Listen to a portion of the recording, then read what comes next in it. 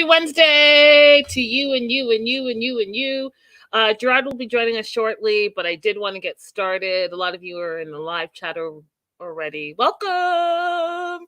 Welcome to the show. Let's get some housekeeping out of the way. Go ahead and take a look at the bottom of your screen. That's where you can see you can support the show. Super chat and super stickers are always very much appreciated on YouTube. Take a moment now while we're doing all this to like and subscribe and tell a friend to tell a friend. That being said, we are covering Seeking Brother Husband, Season 1, Episode 2. You guys, I'm all in. Would love to hear what your thoughts of the show are, because I'll tell you what it is doing. It's making me feel like I will never, not ever, never, ever, never, ever, I'll never get on board with this, because all of this seems like a bunch of dysfunction. Do you know what I mean? Like, none of these people... Like, two of the people are in a relationship. The third person is complaining. Two of these people are in a relationship, but really it's only one of them is in a relationship. I don't see in any of these couples, not a one, that all three are on board. Everyone is making someone else happy, and that's it. How about make yourself happy? Because what I'm not about to do is listen to you complain all season. You're the one that said you were okay with this. Obviously, you're not. Obviously, you're not. And if you think I'm wrong, y'all, definitely let me know in the comments. Let me know in the live chat. But I don't see how any of these people are truly happy, like the third or the second or whatever. None of them seem truly happy, which is interesting to me because in Seeking Sister Wife, I feel like there were a few couples that they were like, okay, everyone's on board. Do you know what I mean? And we talked about it last week with Sidian and Tasha. I think both of those two are on board, and they both make the decisions together. Even with Jarod and his wife, I feel like they were both on board. And because they haven't found their fit, they don't have the third person. But here it's like, what does it say, you guys? Round hole, square peg. That's what it is. They're just trying to like force it to work, and no one's really wanting it to be that way. Ooh, I got blurry. Did that help? Oh, I feel crazy.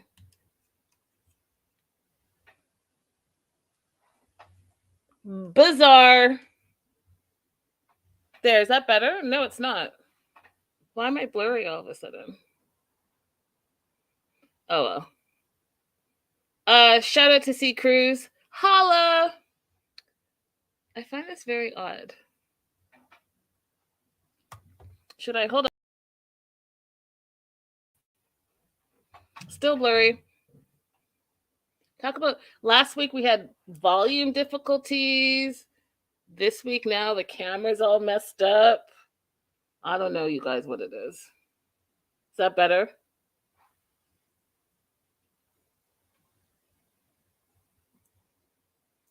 Oh my God.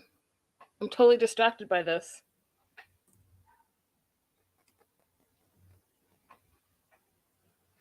Oh, well.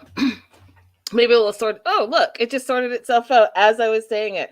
I'm magical. I have magic in my voice.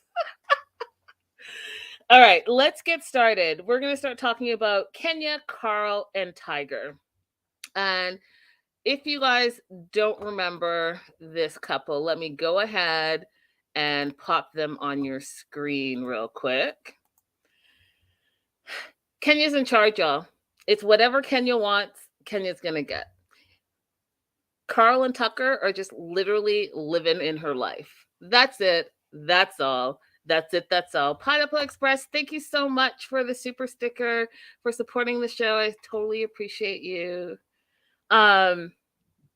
Yeah, it's Kenya's world. Welcome to Kenya's world. Kenya and only Kenya. So, they're in the market. So because Kenya wants to start dating, as we know, they're in a market to find a new house. They want a 3-bedroom house because Kenya wants them all to have their own bedrooms. And so she's feeling like it's time to expand. And so not only is it time to expand, she wants to start dating and she wants privacy for herself. She wants her own room and she's tired of sharing her room with Tiger, which is the guy in the blue jacket. And Tiger's not comfortable with it. He's not comfortable whatsoever. He thinks that Pineapple says, I'm obsessed with Kenya. Listen, Kenya is bossing it out. She's bossing it out as far as I'm concerned because she's like, I'm about to live my best lifestyle. And if you don't like it, oh, well, this is my life. And this is what I decided that I'm going to do. So you're either on board or you can keep it pushing all the way to your own room. Oh my God, you guys, it's so funny. Look at the magic of that. Huh? That looks way better. So Tiger's not comfortable with the speed that she's trying to push him out of the bedroom. Um, he wants to know, his question literally is, you guys, why do I need my own room? He's grown attached to being with Kenya and he's scared of change. Now, if that doesn't sound like some immature, childish, I don't know what situation, I mean, I don't know. It sounds ridiculous to me. It sounds to me like you're just a grown boy sitting in the back seat in your car seat, making faces and pouting because you don't want to have your own room. Vanessa says, why not just get a 4-bedroom for when she gets tired of the next one? Facts, that part. That part. I have a feeling, Vanessa, that Tiger is not going to last very long in this whole situation. So he's complaining the whole time. He's been complaining since episode 1. And he's just not trying to go anywhere. He's seeing the future because really, if you look at Carl, he can see what his future is. And what is his future? His future is looking a lot like Carl, who is down in the dungeon in his own little room by himself. You guys, this show is wild. If you're not watching it, you seriously are missing out. It's like all the things that you don't want. All the red flags are here to stay. So I'm so curious wherever Jarod is. I'm so curious what his point of view is on this because I just think that this episode was really telling of everyone's poor behavior. So the house hunting, they show up to the first listing and Clarissa is the real estate agent. And of course, Kenya introduces both her husbands. Clarissa looks a little startled, a little confused, but she kind of rolls with it. She doesn't say anything because, you know, she's a professional, right? All she wants to do is sell the house. She's not about to judge whatever your situation is. If you like it, I love it. That's it. But what I thought was interesting, and also a conversation that, you know, we can have in the comments and in the live chat, is they're still calling it, they're in Texas and they're still, which, okay, I won't say it. They're still calling the main bedroom the master bedroom, even the realtor. And I was like, it's 2023. Are we not aware what that means and why we don't say that anymore? Because this just, all of this is very confusing. Not only is this polyandry thing I'm trying to wrap my mind around, but now we're taking us back to God knows when. Do better. So Kenya's like, you know, I noticed that Clarissa looked like she was a little bit puzzled by what's going on here. And she is open to questions. And you know what, Kenya, if you're seeing this, I would love to have you on the show to get your point of view and to ask all the questions. Because as you guys know, I have all the questions all the time. So Clarissa's like, you know, trying to wrap her mind around what this whole 2-husband situation is. So she comes out and asks Kenya, you know, if you guys are all married, like, why not just look for a house with a big primary bedroom? Prachi says, hey, where's Jarod? I tuned in to see him. We're waiting on him. Prachi, he's late. He said he is gonna be here. He's locking in now, he said. So hopefully he'll be here soon.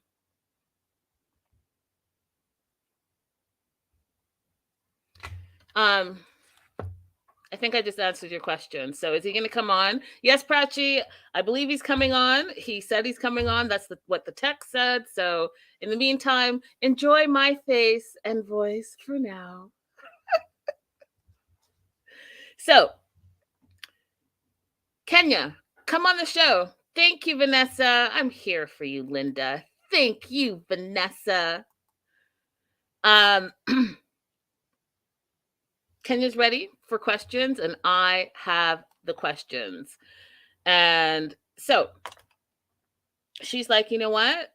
Here's the thing that I find interesting. And one of the questions that I do have, and again, Jarod better get his butt on here because he could probably answer this question. So she explains to Carissa that they're all in individual relationships. So everyone needs a private space. But here's the thing, that's not necessarily true. If you look at the three of them, Kenya's in her own individual relationships with these two guys, and they're in relationships with her, but that's it. That's all. That's it. That's all. So who's actually benefiting from this situation, in my opinion? Only Kenya. So Carissa goes to camera and she's like, you know, I just think this whole thing is crazy. And I, too, am trying to wrap my mind around what exactly is going on with all of the relationships, because none of them actually seem happy except for the woman who wants to do whatever she wants to do. And I guess my question is, A, why say that you're open to this situation when really you should just be single and then you can just do whatever you want? Maybe I'm old school, maybe I'm traditional, I don't know. But what I'm seeing here is that in each of these relationships, someone is not happy. Kenya's happy. I think Carl is checked out. And Tiger is absolutely not happy. So, and I'll tell you why I think Carl's checked out. And I'll tell you, I don't understand Carl. I really don't. It's like he's just settled and he's okay with whatever. Like the bare minimum he's okay with. The scraps at the bottom of the bowl he's okay with. I mean, I honestly don't get it. So they look at the first room and the room is really small, but it's downstairs. And he literally is like, I have dibs on this room. You have dibs on this room? You want the small room in the basement, just like in the dungeon? Gotcha. And he wants the small room because he wants to make sure that he doesn't hear any of the activities that are going on in any of the other rooms.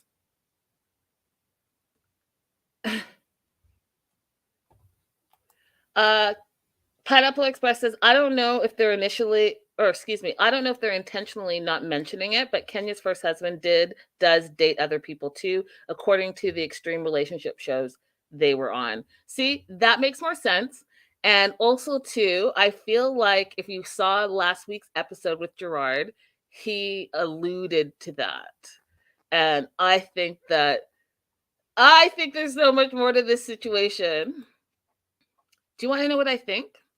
And this is just my personal opinion. I don't know, and I'm only 2 episodes in, but this is what I think is going on here. I think that, so Kenya and Carl were married for 26 years, right? Or married for 26 years and have their 3 kids or whatever. I personally think that Carl realized at some point in his relationship that he perhaps is bisexual.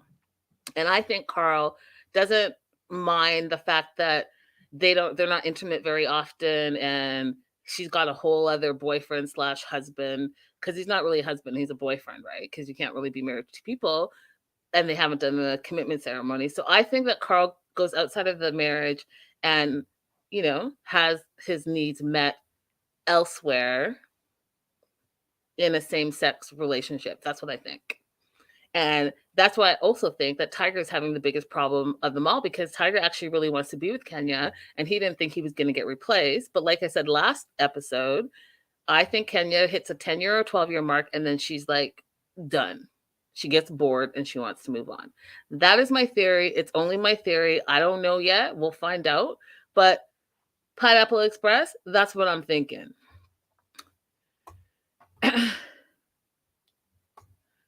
Vanessa says, the way she's doing it, she breaks up with them and then the exes have to continue to support and do honey-do lists. I mean, she's got him trained well, obviously. and they accept it, right? No one's forcing them to do this, to be in this situation. No one's forcing them to do whatever it is that they're doing. They accept it. So either they're getting financial benefits from it, maybe, joint property. I don't know what it is, y'all. I'm still trying to figure it out. So,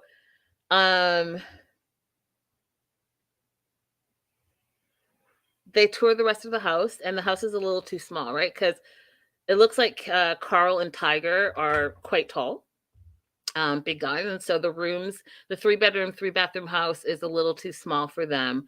And so this first house is not going to work out for them. The spaces is not big enough for what they want.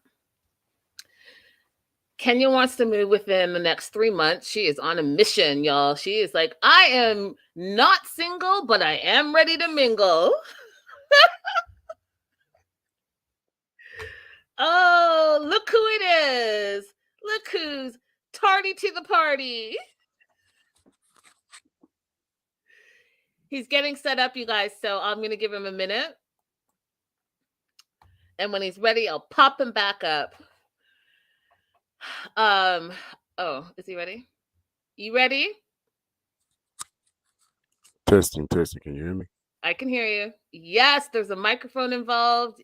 Love it. Yeah, I think I'm having audio issues again. Oh, I'm hearing you loud and clear.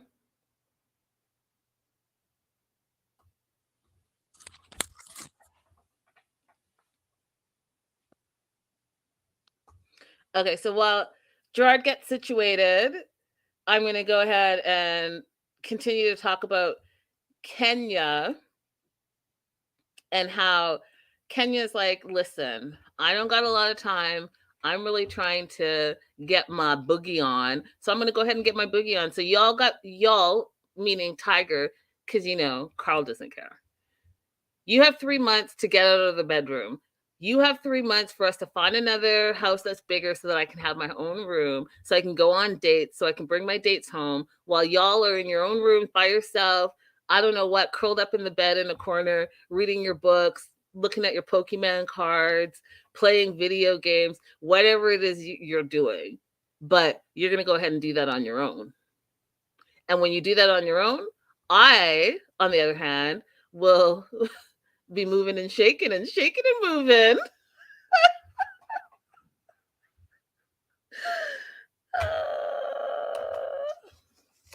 Tiger is not ready.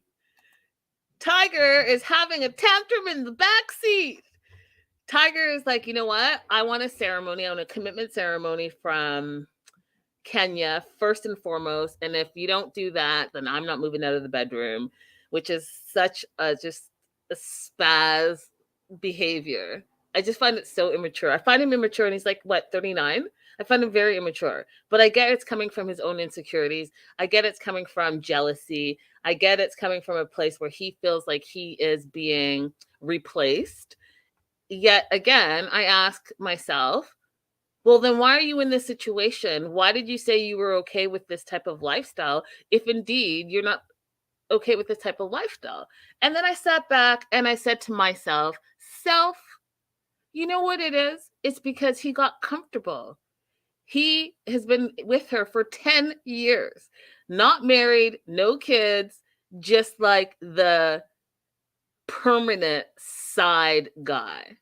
You know, you have a side chick. He's the permanent live-in side guy.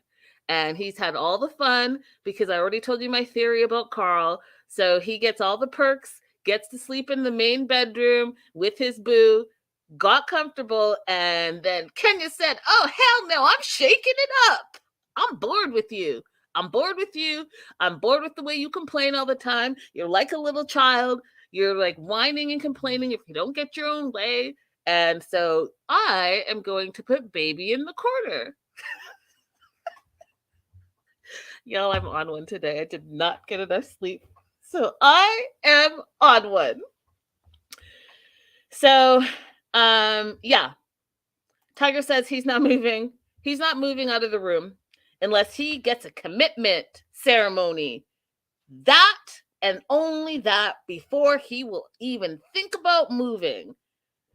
So because Carl really wants this commitment ceremony so badly, he's planning it for himself, even though Kenya already told him that she's not on board because she wants family to be there and his family doesn't accept her. So she's like, well, who's going to be there?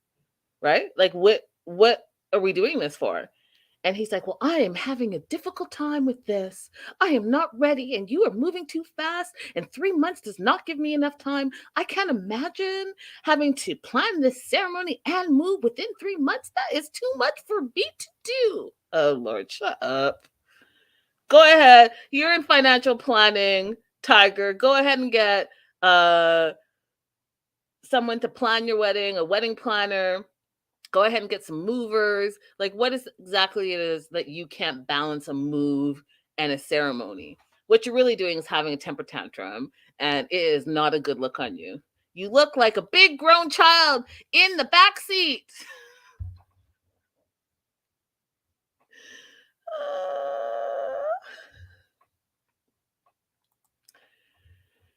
Then he goes on to say, because, he is really having a tantrum, that he wants what Carl and Kenya have. And what does Carl and Kenya have? They have 26 years together and they have kids together. They're legally married.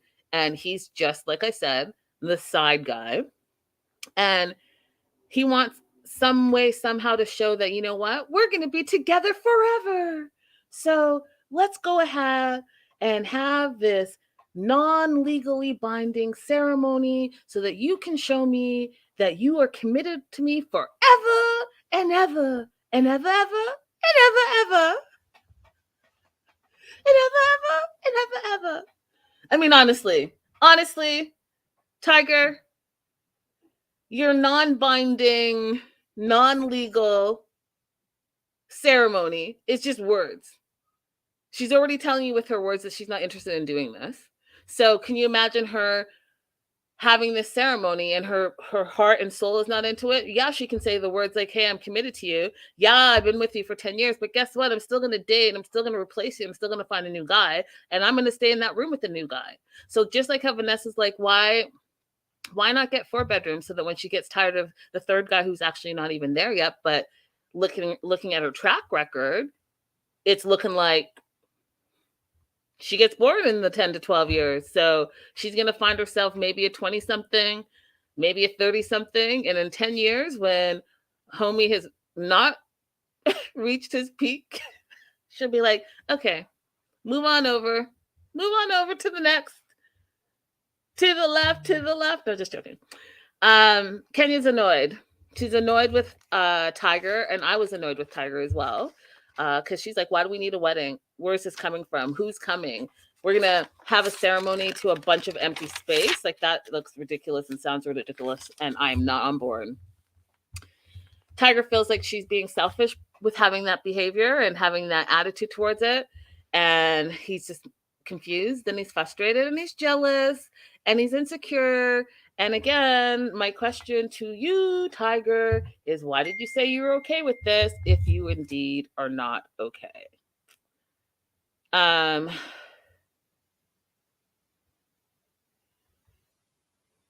is having some technical difficulties.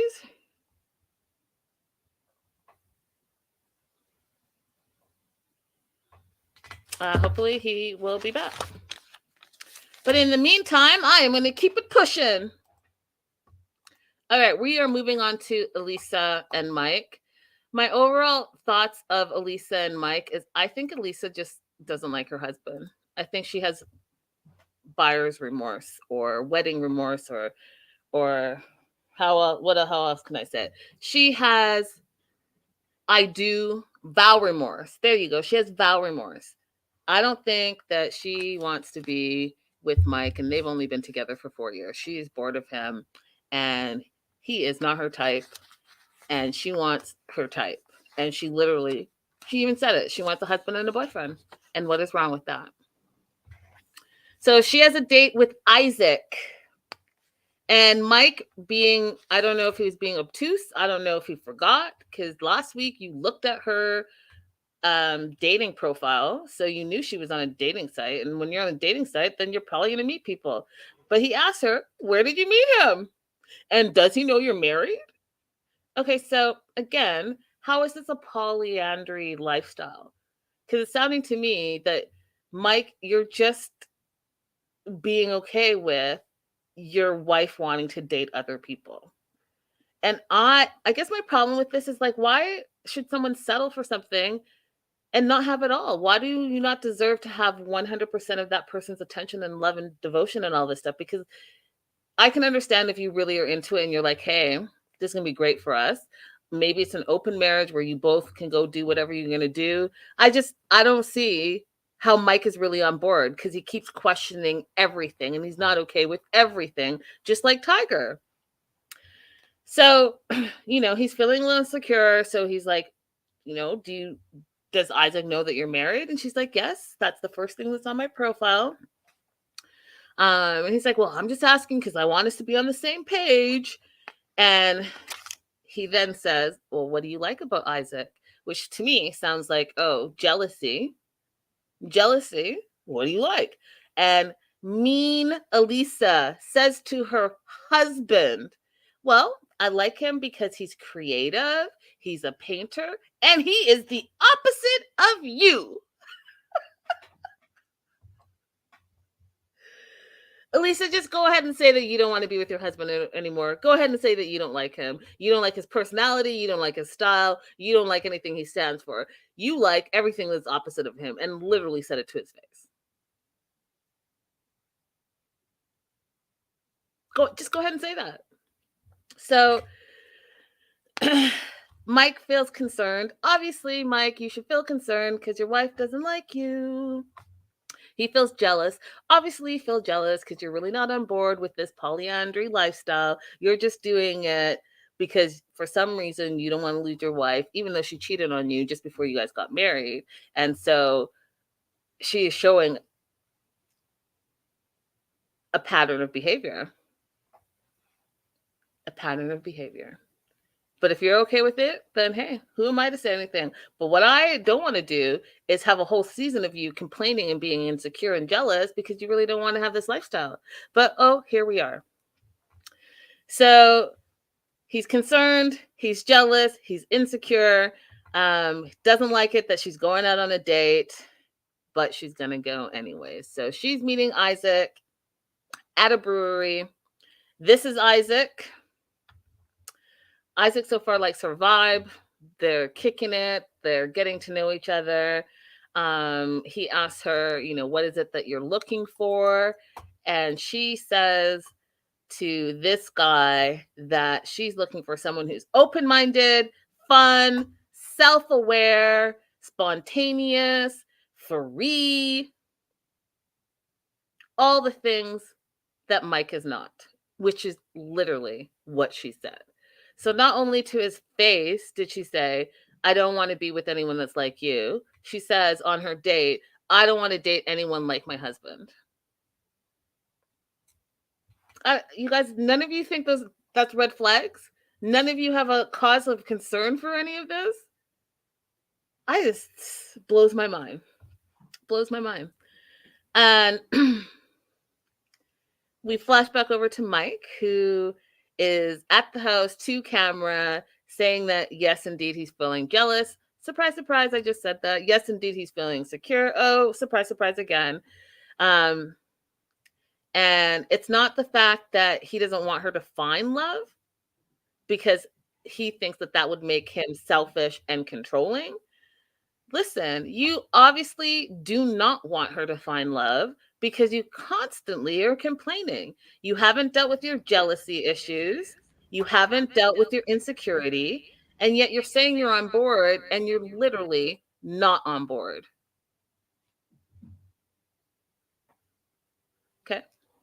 So one of the things that he said that I don't believe is true is he said, I'm happy for her and we're living this lifestyle that we've chosen together. And I really feel like he's saying that to reassure himself, because have you chosen this, Mike? Honestly, have you chosen this lifestyle? Because if you have, again, the question I ask myself is, why are you so jealous? Why are you asking her, where did you meet this dude? Does he know you're married? So I guess one of the things that I'm saying to you guys is, from what I've learned so far about polygamy, is that everyone is supposed to be on board. Anyone who's in the relationship is supposed to be on board. And if you're not on board, then you shouldn't be living this lifestyle. Oh, you can't hear me? Hello, hello. I can hear you. Can you hear me? You still can't hear. Testing. I can hear you. You can hear me? I can hear you. So on this date, the other thing that I think that is interesting, and I guess for people like us who are the lay people, we don't really know what this lifestyle entails. And so Isaac asked a bunch of questions.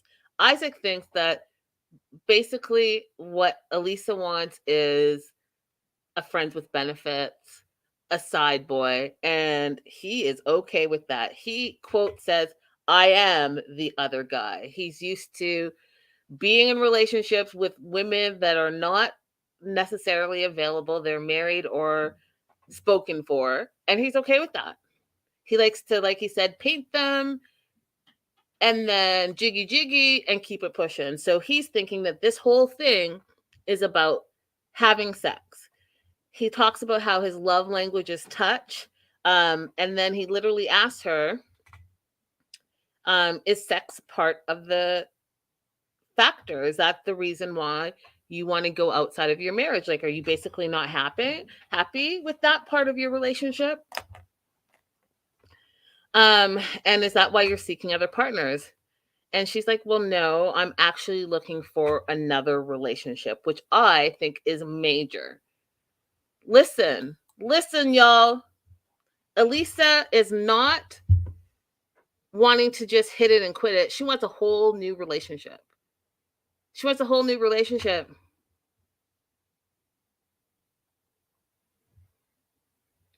Let me hold on 1 second and ask what's happening here.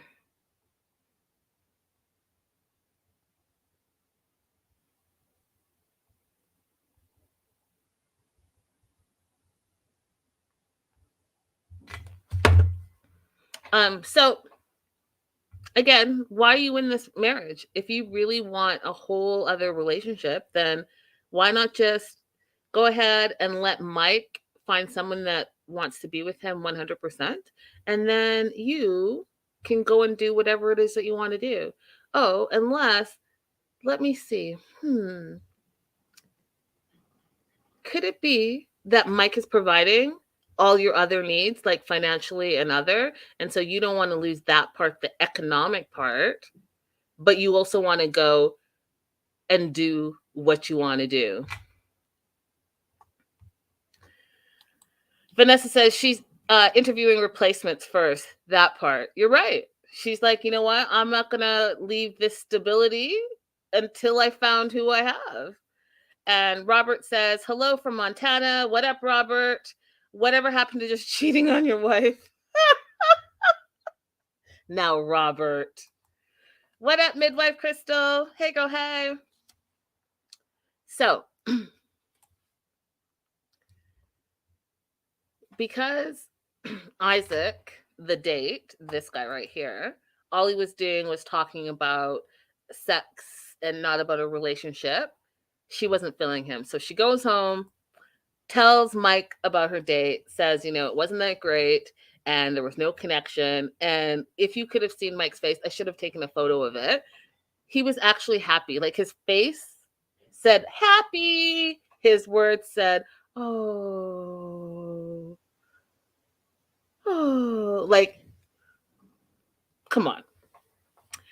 He admits that he was a little bit jealous, but he's working on it. And he says, quote, I'm not hoping for failure. And I'm like, you are a big fat liar. You want her to fail. You do not want her to find another man because you do not want to be replaced. And you are really not on board with this whole situation. And then they start talking a little bit more. And she's, looking for a new relationship. But she said, if there's a situation where it was friends with benefits, she'd be open to that and she would do that. And he's like, the goal was not friends with benefits. And she's like, well, I mean, it could happen. And he's like, I am not okay with that. Mike, you're not okay with any of it. You're not okay with any of it. Just say that. Why are we pussyfooting? Why are we lying? Why are you putting us through this? You are not okay with any of it. Okay? So you're not okay with the friends with benefit situation. Explain to me how her being in a whole other relationship is better than that. I'll wait because I don't really understand. She wants more than friends with benefit. She wants a whole new relationship. She wants to replace you. She wants to replace you. Ridiculous. Absolutely ridiculous. So he goes on to say that, listen to this, y'all. They did this, meaning they're in a polyandry relationship, to have a deeper connection. What? Again, I'm so sorry, you guys, that Jarod is having the technical difficulties, because, again, I would love to have his point of view on this. What are you talking about? So you're going to have a whole full-on relationship. You're going to bring someone else into your relationship because you two want to have a deeper connection. May I suggest therapy? May I suggest date nights? May I suggest communicating and being honest and open? Because I'm not seeing any of that in this relationship, specifically Elisa, Mike. He's not with the friends with benefit because he says it sounds more like an open relationship. And to me, I don't understand what the difference is. So what's the difference for all of you guys that follow this lifestyle, the polyamorous lifestyle? What is the difference between a polyamorous lifestyle, what Elisa and Mike are doing, where Elisa is dating, and an open relationship? If I put those three together and I was thinking that I had to choose one, then wouldn't I choose the open relationship? That way Mike too can go and find someone else rather than being a dummy and sitting in the bed whining and complaining.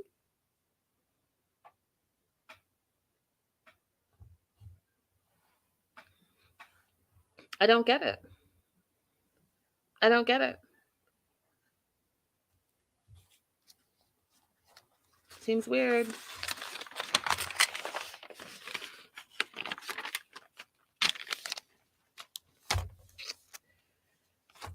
We get introduced to a new couple this episode, y'all.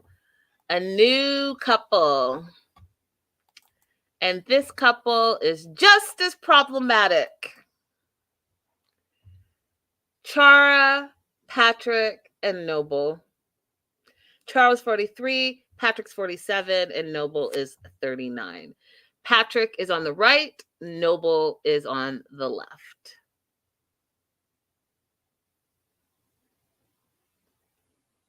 I'm just taking a moment, you guys, because this throuple, again, from everything that I learned from Seeking Sister Wife, I just feel like Seeking Brother Husband, this is not it.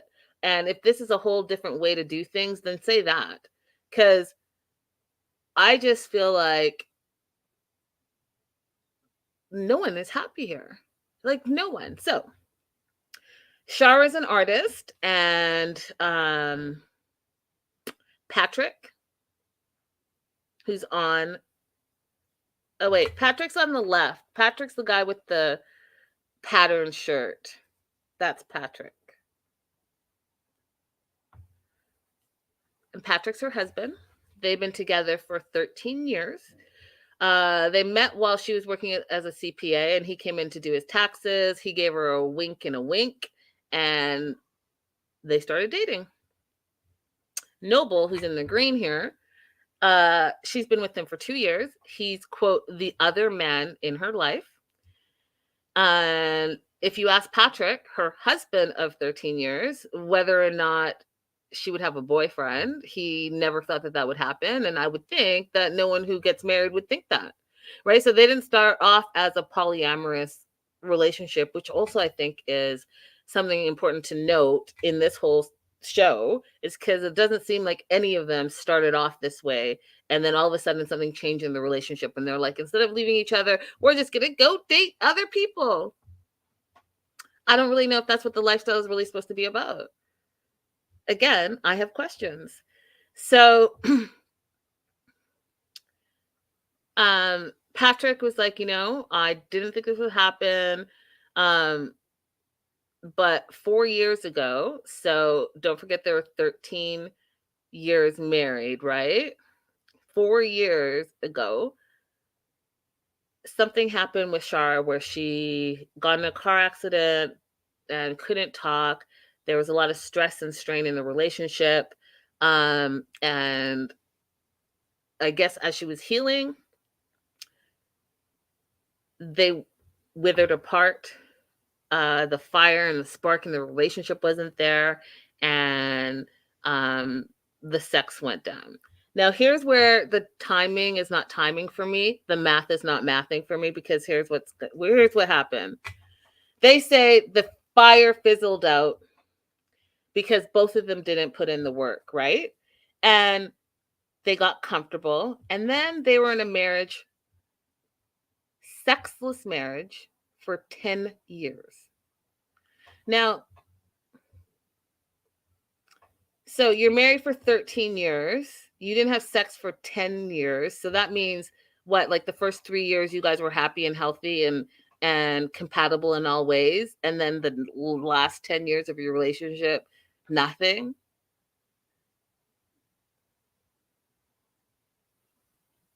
I mean, what? But she's not leaving him. Everyone tells her, just leave your husband, She's like, no, I'm not leaving him. He's the greatest joy in my life. And I want her to explain that. I wanted her to talk about what joy does he bring her. I'm sorry, but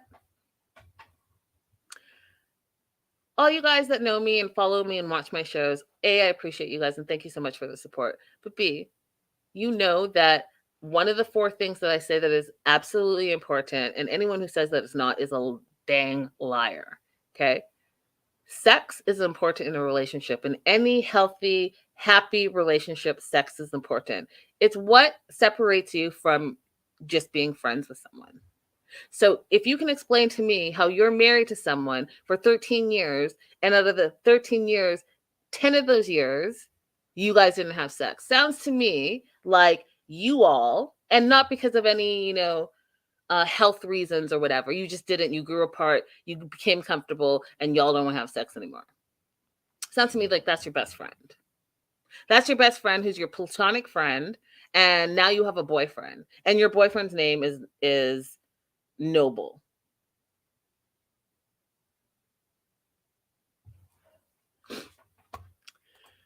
Crystal says maybe she means barely any, in 10 years is a long time. No, Crystal, she said their marriage was, quote, sexless for 10 years. And she started crying, Crystal. And she said that everyone is telling her, no sex? You should leave him. And she says she'll never leave him. She'll never, ever, never, ever, ever, ever leave him. And I mean, I don't get it. I honestly don't get it. I don't get their whole situation. So you have this situation going on. Your husband here in the paisley shirt or whatever it is that you haven't had sex with in 10 years. You have a boyfriend here who I was like, is this, before they even said it, you guys, is this her boyfriend? And he doesn't live in the house? You invited your boyfriend over to your house to have dinner with you and your sexless husband? Make it make sense to me. How is this polygamy? Sounds to me like you're having dinner with your bestie and your side guy. Like, just your bestie and your friends with benefits. Your bestie and the dude you're dating. Stop it. Just stop it. So then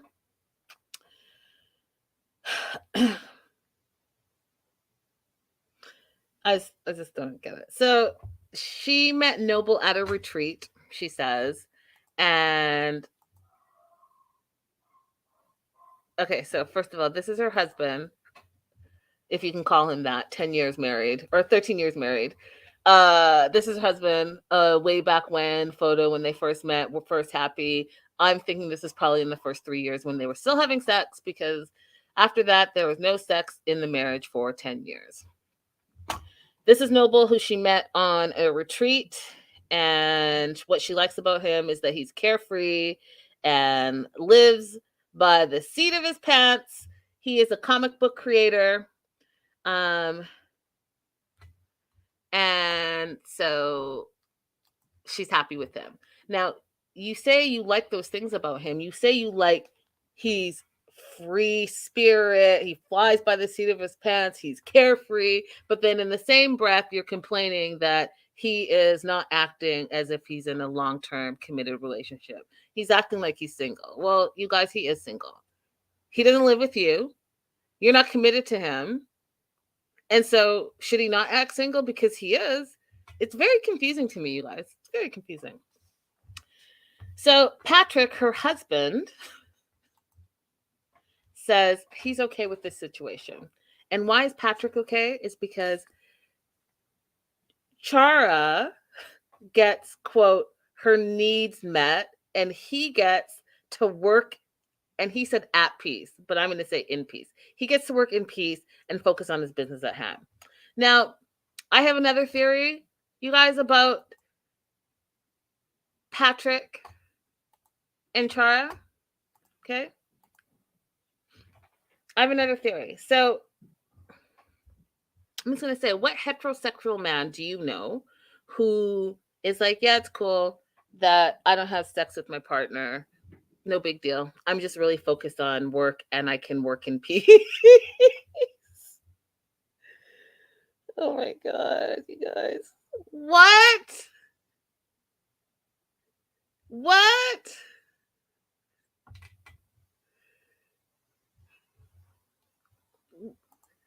Let me get this straight, Patrick. Let me get this straight. You're trying to tell me that you would rather work in peace and focus on your business than get jiggy with your wife. That makes me feel like you've not only checked, because you haven't had sex in 10 years? Or you just haven't had sex with your wife in 10 years? I have questions.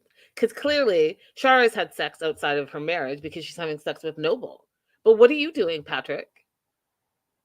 What are you doing, Patrick? Considering you're not dating because it's not an open relationship, which is what I'm going to get to. So, Patrick's fine with whatever he's doing. I need to know immediately, if not sooner. But he's working and he's in peace. Now, Noble says the difference between what they're doing, which is allegedly, and I'm saying allegedly because no polyandrous situation that I've heard of is like this. But Noble says the difference between what they're doing and a, quote, swinger lifestyle is that a swinger lifestyle is void of emotion, void of an emotional connection. Okay.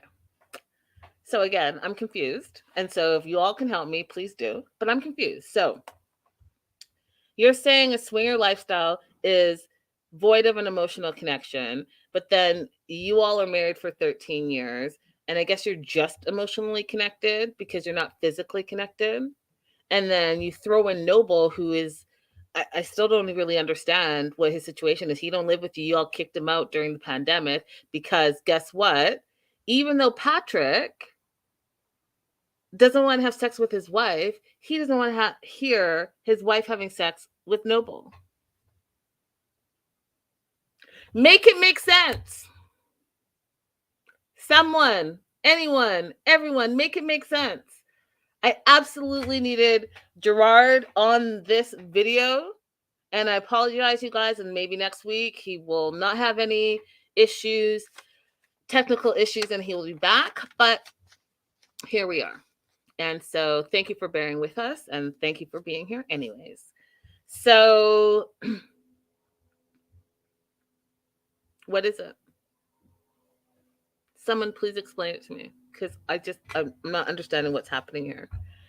So again, like I said, when Noble was living there during the pandemic, he was just literally like a roommate. Nothing is meshed financially with them. He paid a little bit of rent and he didn't do anything else. He didn't do housework. He didn't do anything. He just paid a little bit of rent and dated Chara. That's it. That's all. That's it. That's all. And so the dating situation, Patrick was like, nah, I'm not feeling it. So they asked him to move out. He's fully moved out of the house now. And he's fully moved out because Patrick was feeling jealous. He was feeling upset. And he was trying to talk to Chara about it. And she wouldn't talk to him about it. So it became a problem in their relationship. And again, I'm trying to figure out their whole situation. Is it a financial thing, an economic thing? Why are you in it?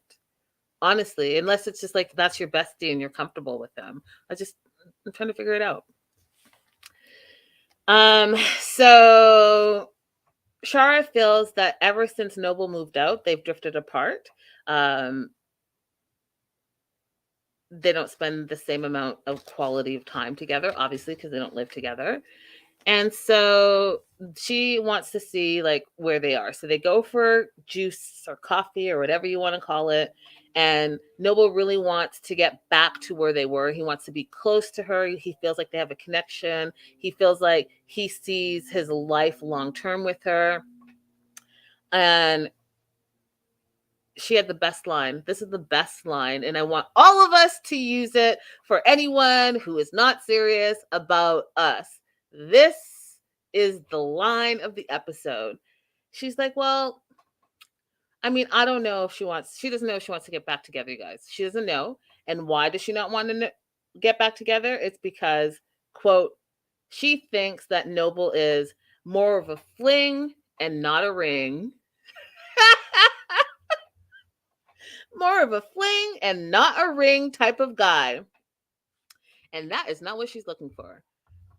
Okay, she is not looking for friends with benefit. She is not looking for a side dude. She is looking for a whole other relationship because she wants someone to do her honey-do list, just like Kenya has. Kenya has two dudes that do her honey-do list and she lives her best lifestyle. Chara is working up to that. She's got Patrick, who, is kicking it, paying the bills and working. She doesn't even have to worry about pleasing him because she's just like, he's good, I'm good. So now she wants another dude, and Noble is not stepping up to the plate because she feels like he's acting like he's single and not in a relationship. But he wants to move back in, and she's not really open to it now. She doesn't see the purpose of it. She's like, why would you move back in? Because you move like you're a single person and not like someone who's in a partnership. There's no level of commitment. And I'm like, but he's been with you 2 years. And I would want to think that, he's providing a service to you that you're not getting elsewhere, and you're definitely not getting it in your marriage. So, like, explain that to me. Very confusing. If there's anyone that's watching that thinks this is indeed a polyamorous type of relationship, which one of these is? Because so far I don't see it. I don't see it. It's two people in a relationship and one as the side person, and the side person is complaining. Or it is two people in a relationship and one of them is not happy and wants to date, and the other one is saying, it's okay. It's not really okay. Last, and I just want to say this, last couple or throuple is Kim, Dustin, and Vincent. And just in case you forgot who they are, I will pop them on the screen for you.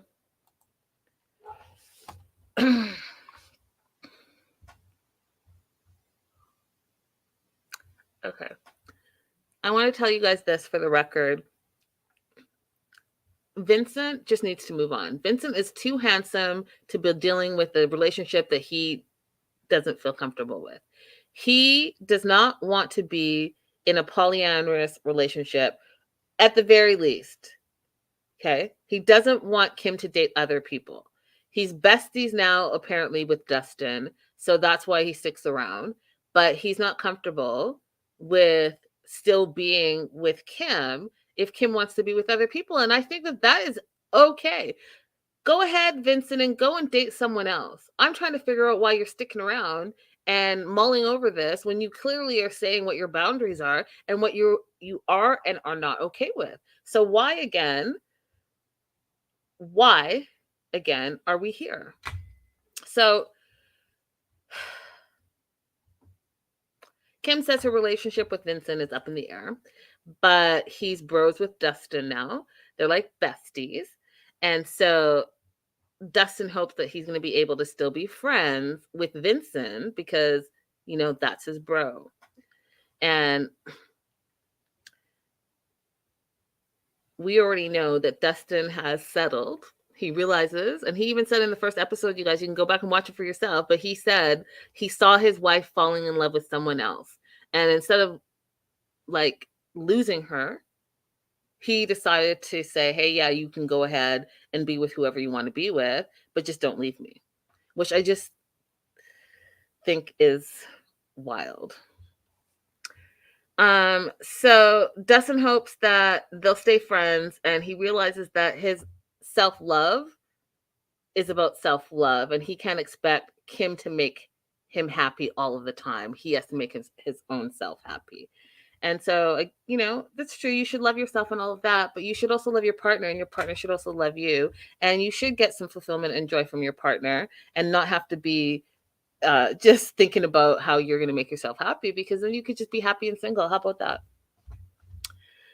Anyways, he's besties with Vincent, and so he wants to spend some time and bro out with Vincent. And in the meantime, Vincent is saying that, you know, he's besties with Dustin, which he is weird to me because last episode he was like, he's cool, but he's not like my bro. And then all of a sudden, a week later, he's your bro. Like, which is it? Is he either like you're cool with him or you're not cool with him? And if you're cool with him and you guys are friends, I don't understand why Kim has to do anything with it.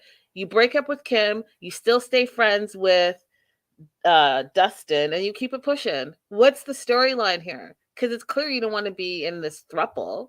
So just be friends with Dustin and keep it pushing, Vincent. You're a good-looking guy. You're young. You can go and date whoever you want. And I promise you, just go out. Go be social. Someone will meet you. Get on a dating app. I don't understand why we're here. And I don't understand what the big deal is. Be friends with Dustin. And if Kim wants to go and date, go and let her date. Everyone's happy. Problem solved. But no, we're going to be here mumbling and grumbling. And so because Vincent and Dustin are connected, they want to hang out. And I keep saying, my note keeps saying, he is too handsome for this nonsense, but whatever. Vincent goes on to explain that he's not there. He asks Dustin, like, how did he do it? And we already know how Dustin did it. Dustin did it because Dustin knew his wife was falling for you, Vincent. And so instead of just leaving her, he's like, hey, go ahead and be with you, Vincent. Just don't leave me.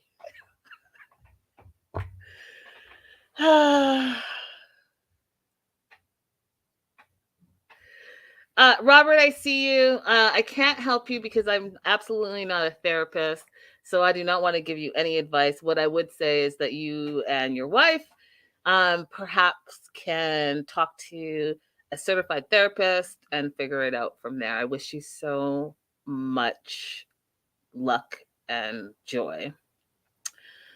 That being said, Vincent goes on to say that, you know, his jealousy and issues with being in a throuple is that, or having Kim date other people, is that he gets his importance and his relevancy from a relationship. And so that is where the root of his jealousy comes from, is the fact that if he's being replaced, what's his importance, what's his relevancy in this relationship, which I think is a bang on question. If I'm in a relationship with you and you feel like you want to date other people, what's my relevancy in this relationship? And how important am I to you in this relationship if you feel that you're not getting what you need from not only your husband, but your boyfriend? Please explain it. You guys, someone, somewhere, explain it to me. But Vincent does say something that at the end of the day gave me hope for him. He said, you know what? If she doesn't want to be with me, or if we can't be together, or if she wants to go and date other people, then go ahead and do that. He said he will feel hurt if he loses her, but he wants her to be happy with or without him. And on that note, you guys, that was the episode. Very, very confusing to me. If you guys are watching the replay, definitely, let's start this conversation. Let's talk about it. Let's talk about what really is going on here. Because I do not see one of these thruples, couples, people that's actually happy. The only one, the bare minimum, you guys, is Kenya. Kenya is living her best life, and that's that. All right, you guys, don't forget to like and subscribe. Thank you guys so much for being here. And I'll see you guys very soon, shortly. Toodaloo. And hopefully, and again, let me apologize that Jarod was not on this stream. He is supposedly co-hosting with me moving forward for the season. Hopefully by episode 3 that we will have no technical difficulties. But, you guys know how it is. Sometimes, the tech is the tech, and the tech does what it wants to do. All right, bye for now.